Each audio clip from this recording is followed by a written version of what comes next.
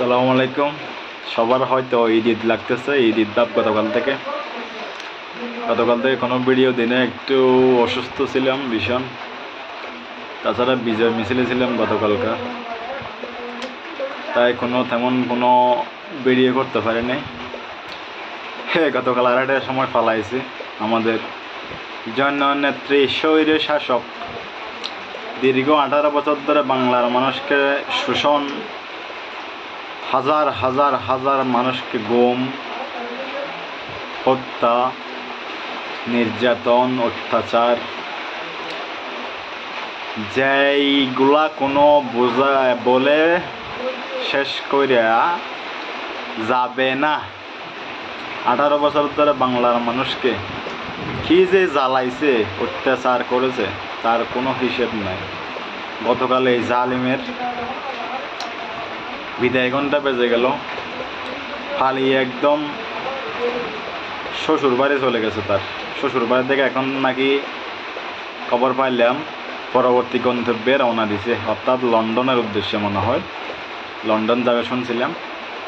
তো পদত্যাগ করতে চাননি শেখ হাসিনা। পদত্যাগ বাহিনীর যে প্রধানরা আছেন, সেনা প্রধান, অমুক প্রধান, তমুক প্রধান, 3 বাহিনীর প্রধান, 4 বাহিনীর প্রধান, তারা বোঝাইছে শেখ হাসিনাকে। শেখ হাসিনা তারপরও মানতে রাজি ছিলেন না ক্ষমতা ছাড়ার জন্য। তারপর শেখ রেহানাকে বুঝাইছে তারা বাহিনীর প্রধানরা, তারপরেও শেখ হাসিনা কি বুঝতেছিলেন না। এরপর আবার শেখ হাসিনার ছেলে জয়ের সাথে দেখা করে, কথা বলে মোবাইলে বাহিনীর প্রধানরা। তারপর জয়ের কথা শুনে নাকি শেখ হাসিনা রাজি হয় ক্ষমতা ছেড়ে দেওয়ার জন্য। তারপর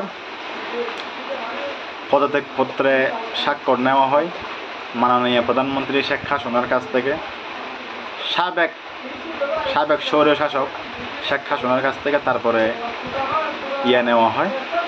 তারপরেও নাকি তিনি মোটেও রাজি ছিলেন না ক্ষমতা ছাড়ার জন্য।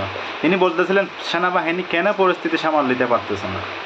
কারফিউ দিয়ে মনে করছিল যে মানুষ ঘরে বসে থাকবে কারফিউ দিলে। তিনি ক্ষমতায় যা ইচ্ছে তা ক্ষমতায় বসে করতে পারবেন এত বছরের মতো। দীর্ঘ 18 বছর যা করে আসছিলেন আর কি। তো সব কিছুর একটা শেষ আছে, লিমিট আছে। তিনি কিন্তু লিমিট ক্রস করে গেছিলেন অনেক বছর আগে থেকে, অনেক বছর।